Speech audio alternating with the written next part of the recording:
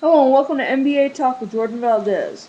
First things first, let's get to today's matchups. And our first matchup is Steve Nash versus Tony Parker.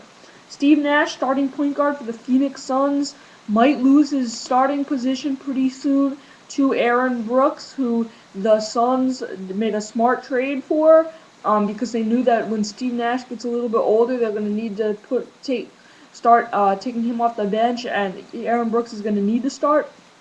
For right now, Steve Nash made the All-Star team in the 2009-2010 season. Did not make it this season. His team struggled this year without Amari. I actually think they should have done better than they did. I think they should have made the playoffs this year with the team they have. It's a pretty good team. I blame that more on Alvin Gentry than I do on Steve Nash, but still, Steve Nash, very good three-point shooter, very good passer.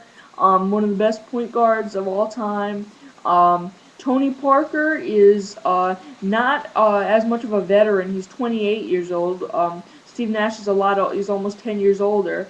But Tony Parker is a very, very good point guard for the San Antonio Spurs. He led the team in scoring this year, even with Manu playing.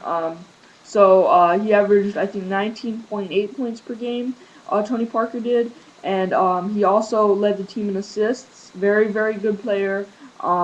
He's not that good at outside shooter, but he can drive it to the hole really quickly, really easily. He's one of the fastest players in the NBA, and he can shoot mid-range shots. I'm going to give this matchup to Steve Nash, though. I think that Steve Nash is still a little bit better. He's in just a couple years, though, it's going to be Tony Parker that's better here. But Steve Nash, I'm going to give that matchup to right now. Our next matchup is Joakim Noah versus JaVale McGee.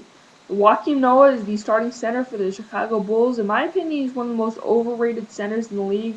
I think that he's a good player. He's very valuable. He's a great rebounder, but I think he's just a little bit overrated. JaVale McGee, very good dunker for the Washington Wizards. He starts at center. He can also play power forward. He went to the finals in the slam dunk contest this year. Lost to Blake Griffin.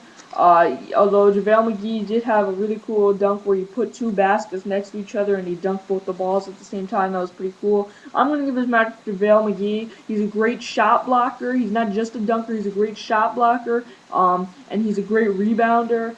Joakim Noah is not as good a dunker or a shot blocker as JaVale McGee. He's probably a better rebounder, but so I am going to have to give this matchup to JaVale McGee. And now let's talk NBA headlines. The Oklahoma City Thunder's Kendrick Perkins told teammate Russell Westbrook that he's no Rajon Rondo.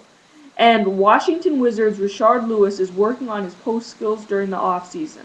Thank you for watching NBA Talk with Jordan Valdez, and I'll see you next time.